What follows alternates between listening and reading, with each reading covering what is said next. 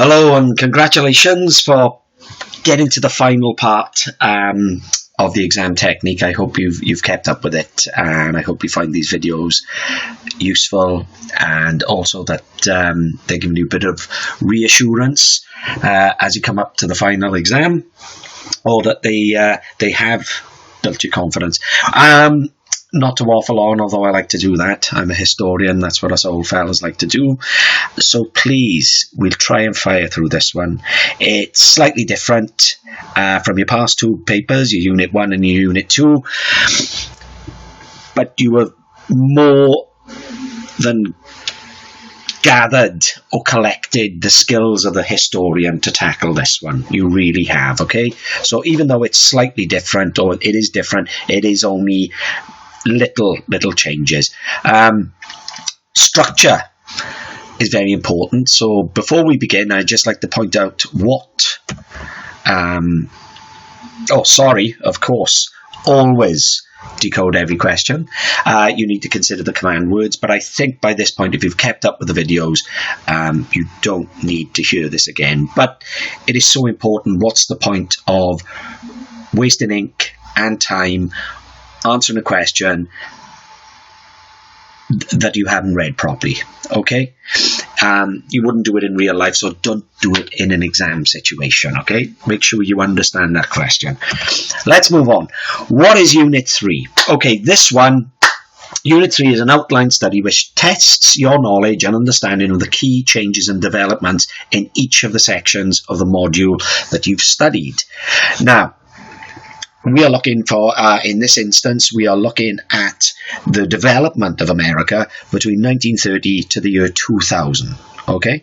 And I think by the end of this video, you will understand what they're asking you to do, okay?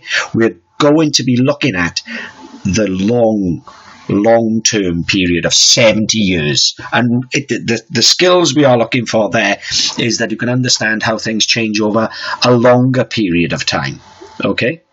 So let's move on. It's important that you remember with this one, there are two sections to this exam. Okay, it lasts again for 1 hour and 15 minutes. However, you have to answer 2 questions from section A and 1 question from section B. Okay, so there's 2 sections there, and you'll understand this if you stick with me on the video. So the structure of Unit 3 exam questions looks like this. Now remember, you have to answer 2 questions, okay? So they will be set, you will have section A, you can pick from question 1, 2 or 3. So it'll be question 1A. Then you'd have to do 1B, then you'd have to do 1C, or you could do 2A, 2B and 2C, or 3A, 3B and 3C, but it has to be 2 of those questions, okay? Now the first one of each of these questions will start with the deployment of knowledge of an historical event. That's going to be worth 5 marks, okay? But you'll be doing it twice, so it'll be worth 10. Again, extent of change in an issue, 7 marks, but you'll be doing it twice because you'll be answering 2 questions, so that will be 14. And the final one then will be C, which will be 8 times 2 is 16. But when you start to speak like this, it sounds a little bit concerning. Don't worry about it. Make sure you look at that past paper, or the specimen paper, sorry, and that you really get the grips. You only have to answer 2, okay? We'll deal with the 4, 5 and 6, and that is a choice. You only have to do 1 of those, okay, later in the video. I'm going to try and do this in one hit. Okay, so Route A, Unit 3, Section A. As I've said, before you begin, remember that you have to choose 2 questions to answer in Section A. So don't waste time answering them all. You know, this is something that you're not going to get any extra points. For a start, you've read the instructions incorrectly. Secondly, so just to reiterate, there are just going to be 2. Okay? 2 questions for Section A. Again, it would be a really good idea to just quickly scan through the 3 questions to make sure which ones that you are going to find easier to answer. Okay? Then,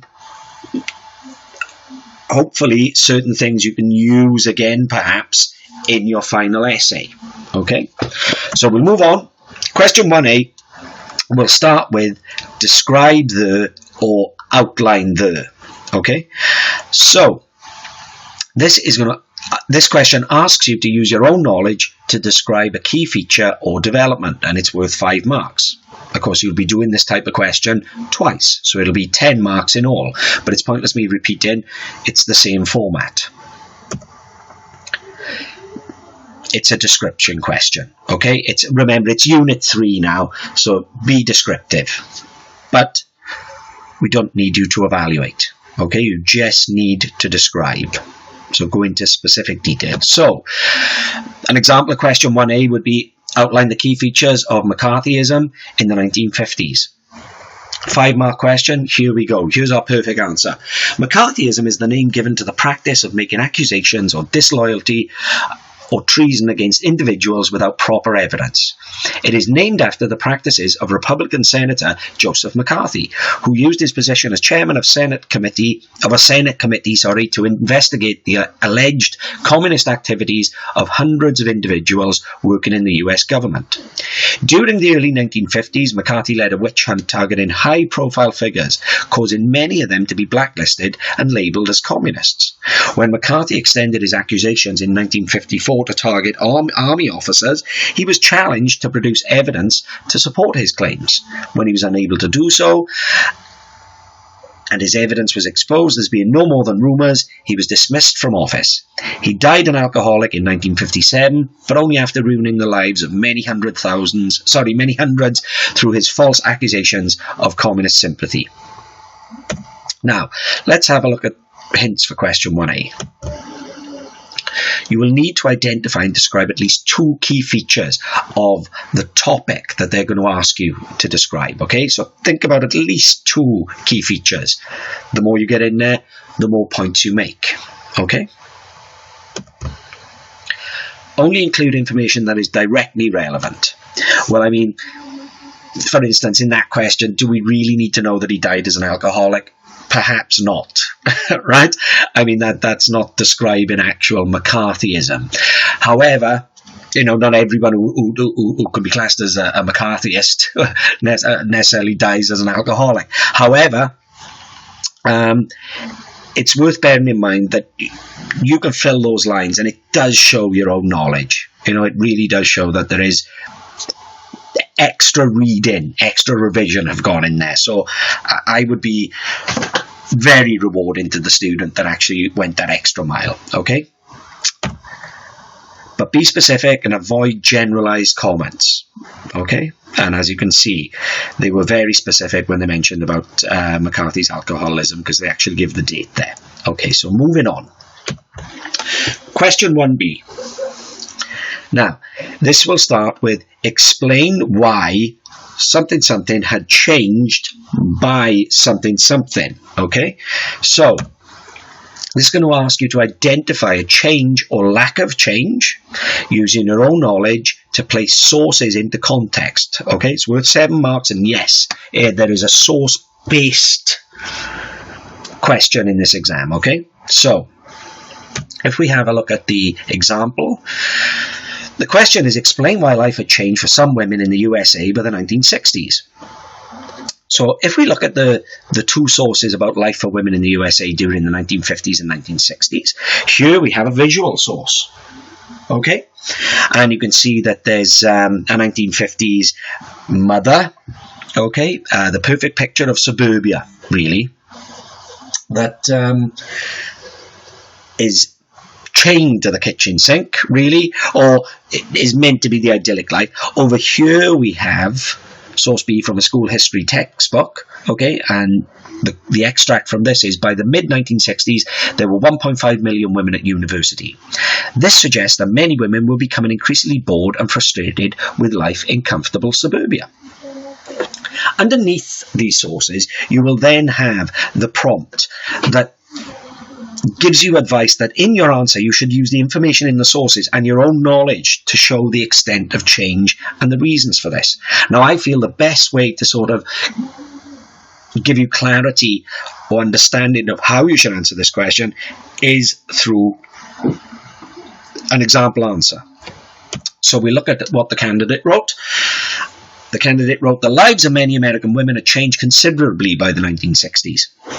Source A is a photograph showing the typical image of the American housewife of the 1950s. The media of the 1950s encouraged the image of the suburban housewife who looked after the home, cooked the meals and brought up the children, while the husband went out to work. Source A fits this image. This is in contrast to Source B, which says that by the 1960s, many women had broken out of this mould.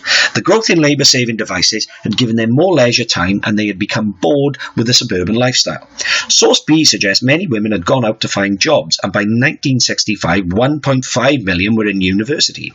Part of the reason for this change was the growth of the feminist movement, which encouraged women to fight for their rights and follow careers of their own. The two sources show a change in attitude from the 1950s, when women were content to be suburban housewives, to the 1960s, when they began to display more independence through better education and finding a good job. I think reading and looking at that answer will show what you have to do. There is going to be a change. Everything in America changes very, very quickly over a short space of time. So we want you to highlight those changes and using sources, because that is what a historian would do. He would back it up with evidence. Yeah. However, we do see here that there's an awareness of media presenting an image. It's not necessarily propaganda, or is it? Okay. However, it's the ideal American way. So moving on. Hints for question 1B. The focus of this question is on the extent of change or continuity over a period of time. Does it change or does it continue?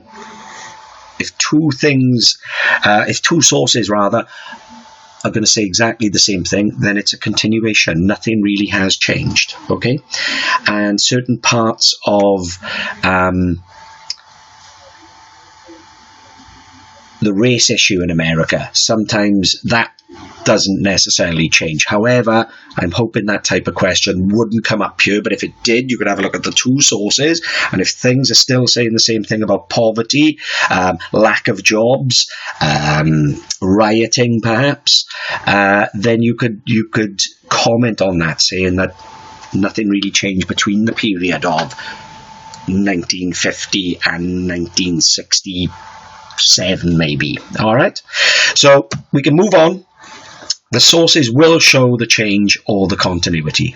Okay, they're going to be deliberately set on that exam paper for you to identify whether there's change or continuity.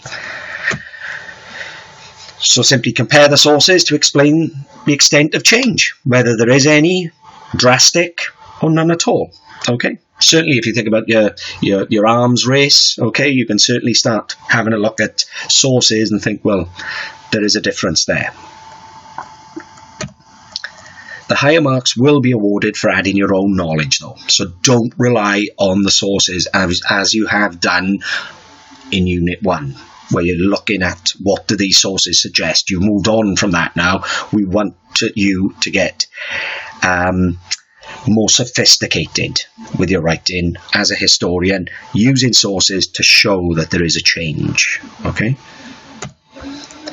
So question 1C, and this will be the final one for section A, but remember you have to do 2 of these questions. I can't emphasize that enough. If you are not clear about that, please see myself if I'm your lecturer, or your own lecturer, to seek further advice. Really get that clear. I would hate to see any student who was capable of passing the exam simply mistaking how the exam paper works. Okay.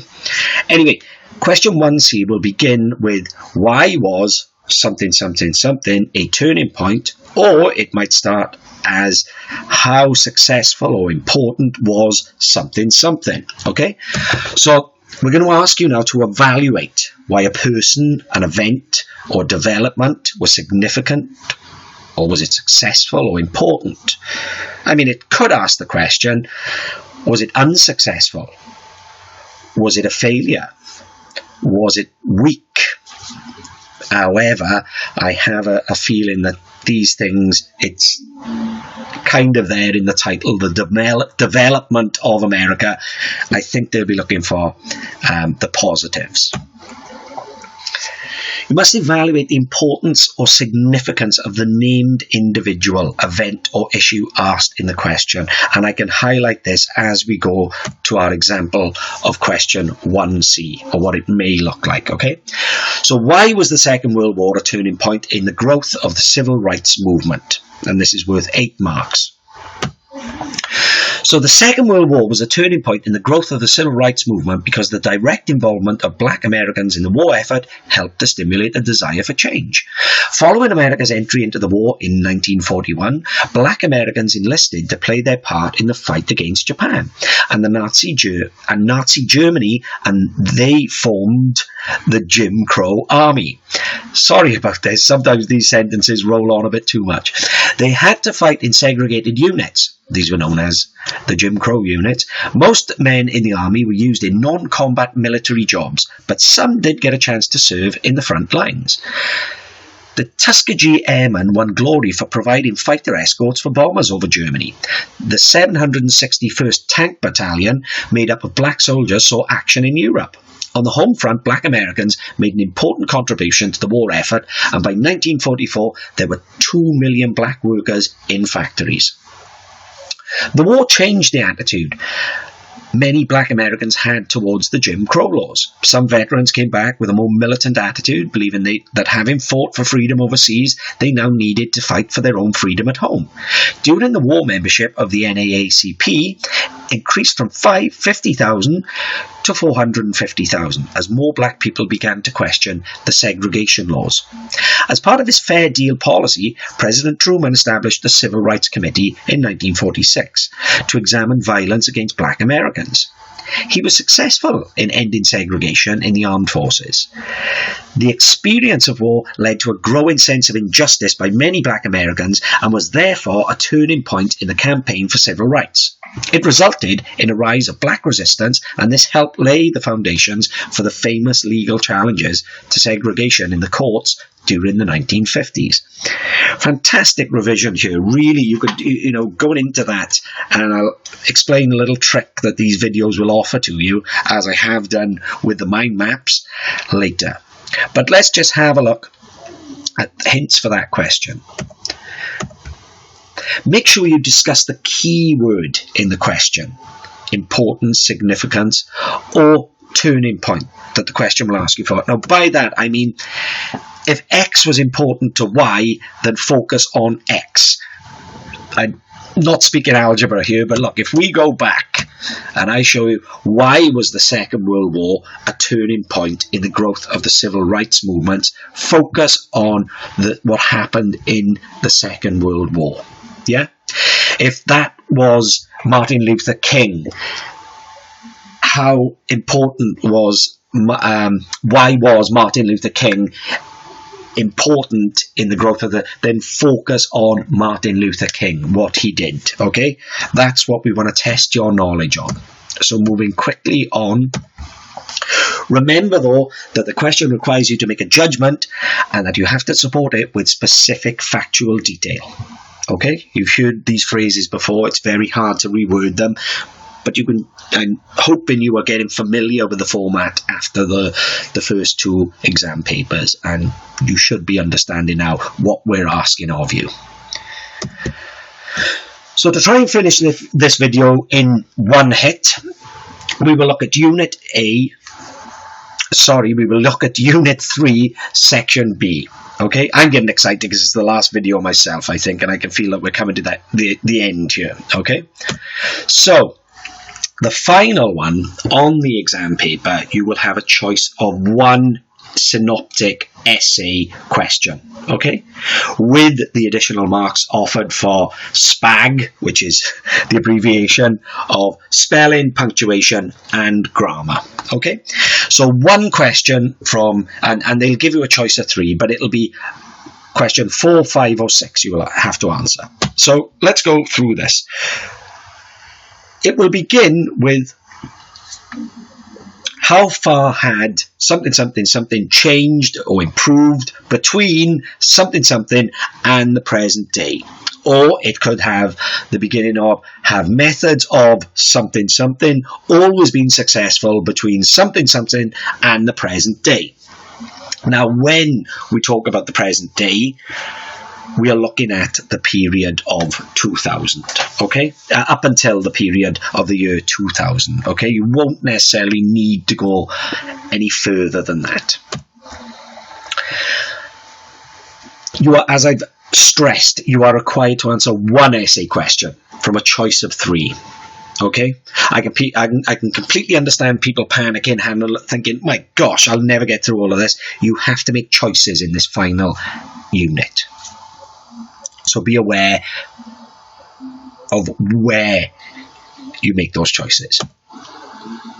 And this question requires you to identify and discuss change and development over the period of time that you have been studying. So from 1930 to 2000.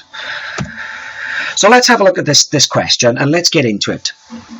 What have been the most important factors in bringing about change in the lives of Black Americans since 1930? With the offer of 12 marks for a completely perfect answer and 3 for spelling, punctuation and grammar. At the bottom of that question, they will also give you what is known as a scaffold. Okay, and the scaffold that you can actually, they're giving you hints and tips how to build your answer. Okay, so the answer you may wish to discuss, in your answer you may wish to discuss the following: the impact of World War II, the civil rights movements, progress made by Black Americans by the end of the 20th century, and any other relative factors. Let's not spoil the ending. So between 1929 and 2000, Black Americans were involved in a long struggle to achieve civil rights and equality. Several factors helped secure change, and a key turning point was the impact of the Second World War.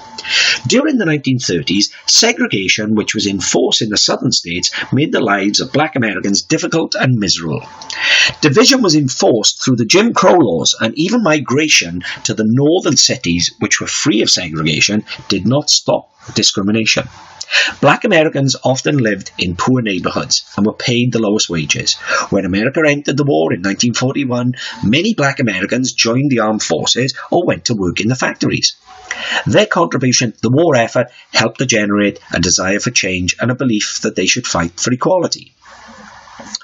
The result was a growth in membership of the NAACP, and during the 1950s this body was involved in campaigns to end segregation in education and on public transport. In terms of education, the Brown versus Topeka case was a victory for change, as was the campaign in Little Rock Central High School in 1957, and James Meredith's fight to attend Mississippi University in 1962. These events helped begin a period of change, but it was many years before all schools were fully integrated. In terms of public transport, change was achieved through the actions of Rosa Parks and the Montgomery bus boycott of 1955 to 56. The boycott saw the birth of the civil rights movement, with Dr. Martin Luther King emerging as its leader. By following his policy of non-violent protest, the boycott was successful in bringing an end to segregation on public transport. The Freedom Rides of 1961 helped end segregation on interstate transport. During the early 1960s, King's campaign of peaceful protest helped bring change. His famous I Have a Dream speech in 1963 convinced President Kennedy of the need for a civil rights bill.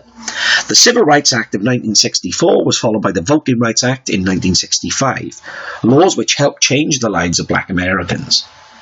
However, while King continued his peaceful protests, younger, more radical blacks fell under the influence of Malcolm X and later Stokely Carmichael, who adopted more violent forms of protest.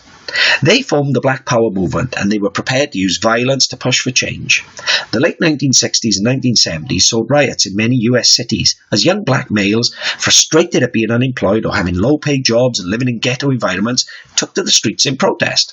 A serious riot broke out in Los Angeles in 1992.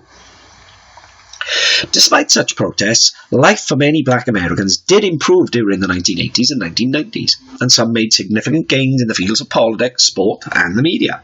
In 1984, the Reverend Jesse Jackson stood to become president, and in 1989, Colin Powell became the first black American to become chairman of the Joint Chiefs of Staff. In sport, Muhammad Ali became the world heavyweight boxing champion in the 1960s, and during the 1980s, Carl Lewis won 9 Olympic gold medals. On TV, Bill Cosby and Oprah Winfrey became famous personalities, while in films, Eddie Murphy, Whoopi Goldberg and Morgan Freeman proved that it was possible for black Americans to reach the top in their professions. The final little conclusion here wraps it up by saying many factors have therefore brought about change in the lives of black Americans. Some of the most important factors have been the impact of the Second World War, the Civil Rights Movement and its leaders, the civil rights legislation and a more accepting attitude towards black Americans which has emerged since the 1970s in all sectors of American society. Boy, if that guy had any ink left in his pen, I'd be surprised. But what a great example of a perfect answer. And there's something I would like to do for you here. There is a complete top tip that we will get to, but first, hints for section B. The one question you have to do in section B. You must include information from across the whole time period. So, for example, include the 60s, include the 50s, so build your way up, include the 80s, the 90s, yeah? Make sure, there's extra marks there because they know the time period and what improved or maybe what didn't improve or slowed down or sped up, yeah? Okay? Even though the scaffold is there, students that add any other relevant factors will score the higher marks. Okay, and by that scaffold, I mean this little box. They give you the scaffolding that you should definitely mention, the impact of World War II, the civil rights movements, okay, progress made by black Americans by the end of the 20th century. However, any other relevant factors, it is open to your knowledge of what you have read, okay? So you can see in that huge answer, it is covering a heck of a lot. That is top marks. It talks about the leaders of the civil rights movements, okay? It talks about the civil rights movements for education, civil rights movements for transportation, civil rights movements for simply law acts and representation, okay? And finally, which you will find in the other videos, so I don't want to waste time on this one, remember to follow essay format. You'll need an introduction, several paragraphs, and a conclusion for it to be classed as an essay. And yes, we want you to come down on a judgment, okay? But really, there is more. Yes, things have improved, okay, overall, as you can see. If you can think back to the 1930s, where there was no black Americans on, apart from maybe musicians who were getting very exploited. But if we have a look all the way through the ages of the struggle of the black Americans to reach where we are today, you'll appreciate it there. And there's plenty that you can write about. It's nice to hear maybe some of the youngsters listen to this, maybe won't remember Whoopi Goldberg or maybe, Muhammad Ali is iconic. But you get my drift on that one. But here's something I would like to say, and it's a bonus bit of a material, so it's an Easter egg. In the other two videos, I give you the beauty of the mind map. This is the beauty of the timeline, and this is really where it comes into play. And I know I asked my students to do this for homework, so I'm going to get my own back, and I'm going to get them, I'm sure, to do a bit of homework. First of all, you draw a line, and it has to be pink. All great historians take a pink pen into the exam with them. It's good luck, okay? And then what I would do, I'd draw this line, and I would write where we're starting. So I would write 1930. And I'm using the essay as a template, and you'll understand it's not because I'm cheating, but you watch what I'm going to do. Then I would put in 1930, our candidate knows that there's Jim Crow laws and segregation. Doesn't mention the Ku Klux Klan though, but I know that. There's my own knowledge. Okay, so I'd write that, and I put that in yellow, but you could put it maybe a cross against that because it's a negative thing. And what I would then do is I would put, even though this is a negative thing here, it's hard to get a lot on a PowerPoint presentation, it really is, but that would probably be somewhere here, off stage. If I could move it, I would. Then underneath this line, I would put the negatives. You had discrimination, you had poor housing, no jobs, you had lynching, yeah, you'd have violence, right, which we'll see violence towards black Americans all the way through it, okay? Then I would put what they've asked me to talk about. So they've asked me to talk about World War II. Well, I know that kicked off in 1939, yeah? But America doesn't join till 1941, so I've got a couple of dates that I can, yeah? So I'm quickly using my pen before I start my essay, and I start to jot things down. Black Americans were allowed to join the World War II. Okay, and you notice that you don't have to write these big words. And here's tips here, you know, abbreviate. Yeah. Now I know a positive. Can you see how I'm staying on this side of the line? A positive is that they helped war effort at home and in factories and on the front line, the Jim Crow Army. So I'm adding little details as I'm going along, but it's giving me something to write about. I know that the black Americans that fought on the front line or came over to Britain experienced different conditions from what they were used to at home, and they expected that because they were fighting for their country, things would change when they returned home, okay, and they could fight for equality as well as fight against fascism and Nazism, okay? I know this. So I've written down the sad thing is that things do not change, okay, and I would like to get that into my essay. But by the 1950s, there is an attitude that has been created that things should change. Okay, certainly by people who had fought next to brave black American soldiers who were willing to die and willing to sacrifice just as much as any other American. Okay, so I know that something has changed there. So I jot down the 1950s. Now, I've taken from the scaffold civil rights. So I know that during the 1950s, because of Brown versus Topeka and Little Rock in 1957, okay, and James Meredith, okay, that there are improvements. But then, so I know this takes us up to the 1960s, but I know also that they were still met with heavy opposition, okay? They were still rioted. There was still this discrimination. So I've put these on the plus and these on the minus, the negatives, okay? And what I will do before I actually click on that is I will say that I'm going to leave you with that, because just make sure that your pink timeline goes all the way to 2000. To obtain full marks, you need to cover the whole period.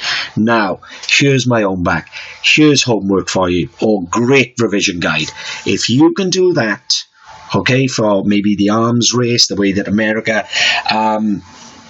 dealt with the race issue, or perhaps the social or the political policies, I would certainly recommend you having a look at what was written in the perfect answer back here, and maybe make your own notes, because that is a perfect answer. And when I say your own notes, make your own timeline. Commit that to memory, and perhaps you could use that in your exam. Okay, so for a final chat, don't think that these questions will definitely be in the exam. The structure will be the same, but the questions will be different. Always consider the question carefully before you write. Use any aid from the exam paper itself if you can. Keep an eye on the time and allow yourself enough time to finish the paper. Remember, the big marks are at the end, not necessarily in this paper, but let's have a quick look. It's 1 hour and 15 minutes. Section A, question 1, 2, 3 are 40 minutes because you have to answer 2, okay? Then section B, 4, 5 or 6, you can take 35 minutes, for that one. Now, that's it for exam technique on Unit 3. I hope you enjoyed the videos as much as I enjoyed making them. Oh, and I also hope that you have learned something. Now get out there, relax and shine as a historian. Then sit back and chill. You deserve it. Thank you very much, guys, for listening to me. I wish you all the best.